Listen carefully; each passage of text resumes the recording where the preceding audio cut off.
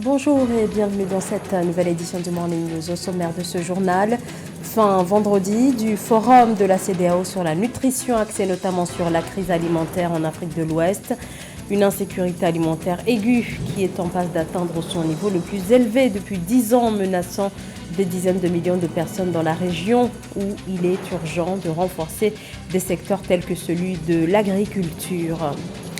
Plusieurs accords de coopération signés au terme de la visite du président gabonais Ali Bongo Ondimba en Chine, des nouveaux partenariats qui devraient permettre de revaloriser davantage les échanges commerciaux entre les deux pays. Le Rwanda continue d'accueillir des réfugiés évacués de Libye. 1500 demandeurs d'asile se trouvent actuellement dans le centre de Gashora près de Kigali. Reportage à suivre dans ce journal. Mais tout d'abord, les combats qui continuent au Soudan, des affrontements qui sont entrés samedi 22 avril dans leur deuxième semaine. Des tirs nourris et de fortes explosions ont retenti samedi matin dans de nombreux quartiers de Khartoum, la capitale. Depuis l'éclatement des violences, des centaines de personnes ont été tuées dans les combats entre les forces fidèles au chef de l'armée régulière, le général Abdel Fattah al-Burhan, et son adjoint devenu rival, le général Mohamed Hamdan Daglo, qui commande les forces de soutien rapide. Depuis vendredi, les plans d'évacuation s'accélèrent, mais c'est ce samedi que les évacuations de civils étrangers ont pu démarrer. On a appris ce samedi que l'Arabie Saoudite a rapatrié ses citoyens et des ressortissants d'autres États dans le cadre de la première opération d'évacuation depuis le début des combats. Les États-Unis, le Royaume-Uni, la France et la Chine évacueront leurs diplomates et leurs ressortissants avec leurs avions militaires, a indiqué l'armée soudanaise. Et à l'heure où l'on se parle, on ne sait pas qui des forces régulières ou des paramilitaires contrôle les aéroports. L'insécurité alimentaire en Afrique de l'Ouest, la situation est particulièrement alarmante dans les zones de conflit du bassin du lac Tchad où les taux de malnutrition aiguë dépassent les 10%. Dans cette région qui figure parmi les zones les plus vulnérables au changement climatique avec une sécheresse qui décime les récoltes et qui fait craindre une explosion de la crise alimentaire. Le sujet a été débattu lors du forum de la CEDEAO sur la nutrition qui s'est tenu le 21 avril dernier à Abuja, au Nigeria. Nathalie Mo. 278 millions de personnes sont exposées à la faim en Afrique. Présentant ce constat lors du 17e forum de la Communauté économique des États de l'Afrique de l'Ouest, CEDEAO, sur la nutrition, le président de la commission du bloc communautaire, Omar Aliou Touré, a reconnu que l'Afrique de l'Ouest et notamment le Sahel sont particulièrement touchés par le phénomène. Dans cette région, 40% de la population composée de ménages pauvres et ruraux souffrent de retard de croissance causé par la malnutrition. In 2021, 57.3 million. Sur le continent en 2021, 57,3 millions de personnes étaient sous-alimentées, soit environ 14% de notre population. De plus, environ 85% de la population n'a pas accès à une alimentation saine en raison du coût élevé des aliments de qualité.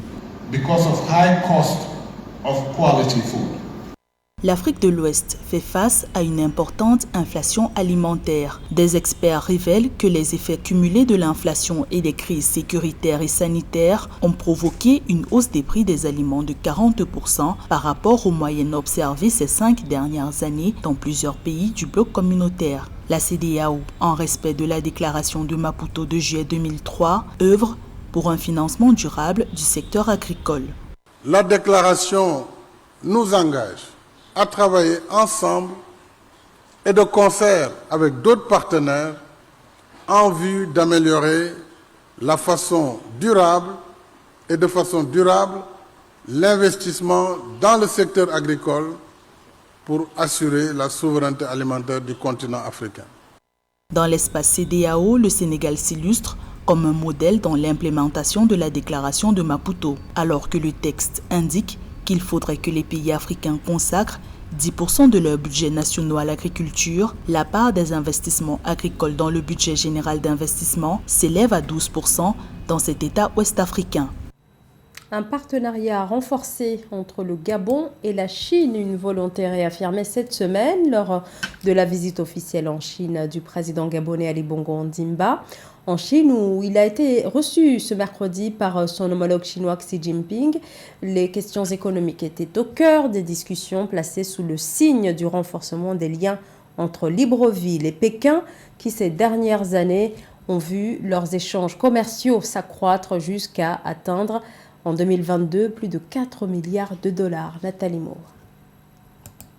Partenariat stratégique entre le Gabon et la Chine à la clé de la visite d'État du président gabonais Ali Bongo Ondimba à Pékin, capitale chinoise. Les deux pays historiquement amis ont entrepris un renforcement de leur coopération à l'échelle globale. Des rapports qui seront basés sur la haute confiance politique mutuelle, l'intégration économique profonde et l'entraide sur le plan sécuritaire. Sur le plan politique, l'intensification des échanges entre les gouvernements centraux et locaux, les organes législatifs, les partis politiques et la bonne gouvernance. Je me réjouis de la confiance politique mutuelle entre nos deux pays et de l'intérêt constant que nous accordons, vous et moi, au développement et à la consolidation des relations d'amitié et de coopération historique entre le Gabon et la Chine. Le Gabon et la Chine vont parallèlement accroître leurs relations sur le plan économique. Les deux parties ont convenu d'élever le niveau du commerce bilatéral grâce à l'augmentation du volume des échanges commerciaux. Le pays d'Afrique centrale va bénéficier du soutien chinois pour l'exécution du plan stratégique Gabon émergent. Le modèle de développement de la Chine et les progrès accomplis par votre pays sont un exemple pour les pays en développement, une source d'inspiration pour le Gabon. C'est donc le lieu de vous réaffirmer notre disponibilité à accueillir davantage les investissements directs chinois dans les domaines des infrastructures, de l'agriculture, du tourisme, des industries de transformation, des TIC, des banques et des transports entre autres. En 2022, le volume des échanges entre les deux pays a atteint 4,55 milliards de dollars, faisant de la Chine le premier partenaire commercial du Gabon pour la 9e année consécutive. Le président Ali Bongo Ondimba est le premier dirigeant africain à effectuer une visite officielle en Chine depuis la réélection du président Xi Jinping le 10 mars 2023. Le président Bongo Ondimba, sur invitation de son homologue chinois, a multiplié des audiences avec le gouvernement de son partenaire asiatique du 18 au 21 avril 2023. La question foncière sur le continent souffre de lacunes juridiques, raison pour laquelle on assiste à plusieurs dérives concernant notamment l'acquisition de certains terrains qui se font de façon irrégulière. Autant de problématiques qui nécessitent une meilleure gouvernance foncière. Au Burkina Faso, le gouvernement vient d'adopter l'avant-projet de loi portant promotion immobilière. Les précisions de Paul-Marcel Mayagui. Au Burkina Faso, la question de la gestion du patrimoine foncier national et celle du secteur de l'immobilier sont au cœur des préoccupations du gouvernement de transition. Afin de garantir une meilleure gestion des terres et préserver les terres cultivables pour les générations actuelles et futures, le gouvernement a adopté en mars 2023 un avant-projet de loi portant promotion immobilière. En adoptant cet avant-projet de loi, le gouvernement de la transition affiche clairement sa volonté d'assainir la pratique de l'activité de promotion immobilière et de mettre un terme aux graves dérives constatées jusque-là. Autrement dit, l'adoption de cette nouvelle loi contribuera à lutter contre l'accaparement des terres, à assurer une meilleure gestion du foncier national et à préserver les terres cultivables pour les générations actuelles et futures. À peine adopté par le gouvernement, l'avant-projet de loi sur la promotion immobilière suscite une véritable polémique. Si certains acteurs du secteur immobilier ont accueilli favorablement cette loi, d'autres par contre estiment que ce texte pourrait créer une déchirure du tissu social car il dénie aux propriétaires terriens le droit de jouir de leurs biens selon leur convenance. Une situation que le gouvernement tient à clarifier. Le projet de loi relatif à la promotion immobilière au Burkina Faso s'inscrit dans la satisfaction de l'intérêt général de tous les Burkinabés et vise surtout à désamorcer ce que beaucoup ont convenu d'appeler la bombe foncière. Je voudrais également insister sur le fait que cette loi ne vise aucunement des intérêts personnels. Que ce soit vraiment clair à ce niveau, elle ne vise aucun intérêt personnel. Vaste plateau de 27,4 millions d'hectares enclavés de l'Afrique de l'Ouest, le Burkina Faso est un pays agricole. 33% de la superficie totale du pays est destinée à l'agriculture. Pour garantir une meilleure gestion du patrimoine foncier national afin d'éviter une autre crise que les Burkinabés redoutent après la crise sécuritaire que vit le pays depuis 2015, l'exclusivité est reconnue à l'État dans la mobilisation de la terre en vue de la promotion immobilière. Financia Asset Management, filiale de la Banque d'affaires Financia Capital, une société chargée de la gestion d'actifs immobiliers dans la communauté économique et monétaire de l'Afrique centrale. Financia Asset Management annonce vouloir se diriger vers la gestion d'organismes de placement collectif en immobilier. Reportage entre correspondants au Cameroun, Narcisse Oum.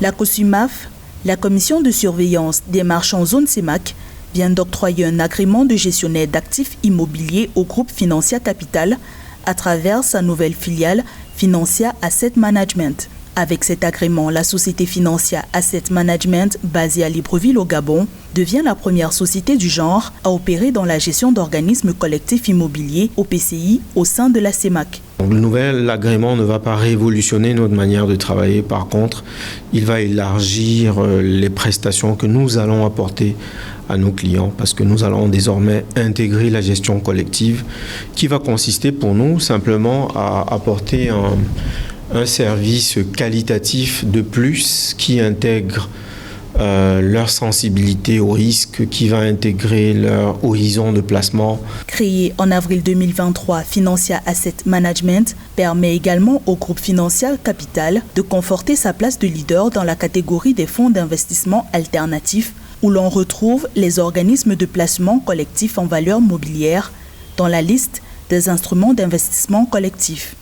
Nous comptons désormais quand même beaucoup plus nous adresser par exemple à la diaspora. Désormais, c'est des produits un peu orientés vers l'immobilier et on sait qu'il y a un gros besoin au sein de aussi bien la classe moyenne de notre société locale que notre diaspora qui est désireuse par exemple d'être un peu plus impliqués dans les investissements immobiliers. Très peu connus du public, dans la sous-région CEMAC, les organismes de placement collectif immobilier ont pour objet principal la construction des immeubles exclusivement dédiés à la location. Outre leur mission régalienne pour les investisseurs, elles font désormais l'objet d'un encadrement réglementaire à la faveur du règlement portant organisation et fonctionnement du marché financier de l'Afrique centrale, adopté le 21 juillet 2022 par le comité ministériel de l'UMAC. Direction maintenant le Rwanda où depuis plus de 3 ans, le centre de Gashora, qui se trouve non loin de la capitale Kigali, accueille des demandeurs d'asile évacués de Libye. Ce centre abrite actuellement plus de 1500 migrants, des demandeurs d'asile qui attendent que leur dossier soit étudié par des pays tiers. C'est un reportage entre correspondants au Rwanda, Fraterne Ndakia Isenga. Aux environs de 10 heures du matin, Mohamed Abdallah s'exerce sur son clavier. La musique l'aide à passer les journées et c'est une sorte de thérapie pour lui. Cela fait 6 mois que Mohamed est ici au centre de transit de Gashora, à plus de 60 km au sud de Kigali, la capitale du Rwanda, très loin de chez lui au Soudan.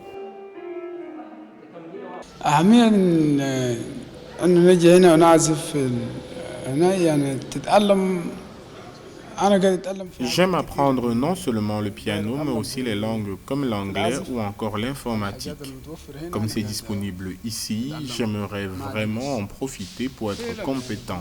À part que ça me garde occupé, j'aime apprendre de nouvelles choses qui, je l'espère, pourront m'aider plus tard.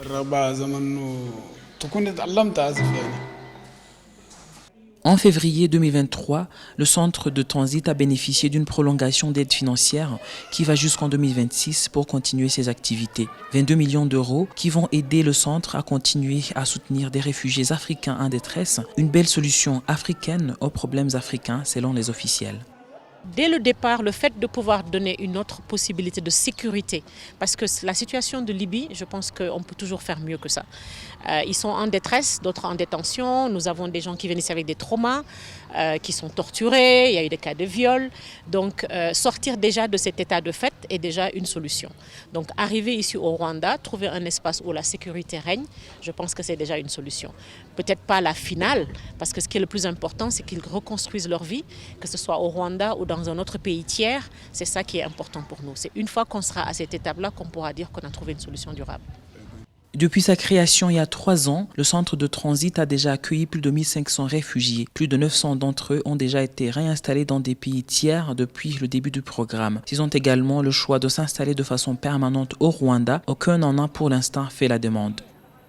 C'était le journal de la rédaction. Merci de votre fidélité. L'information continue sur Africa 24.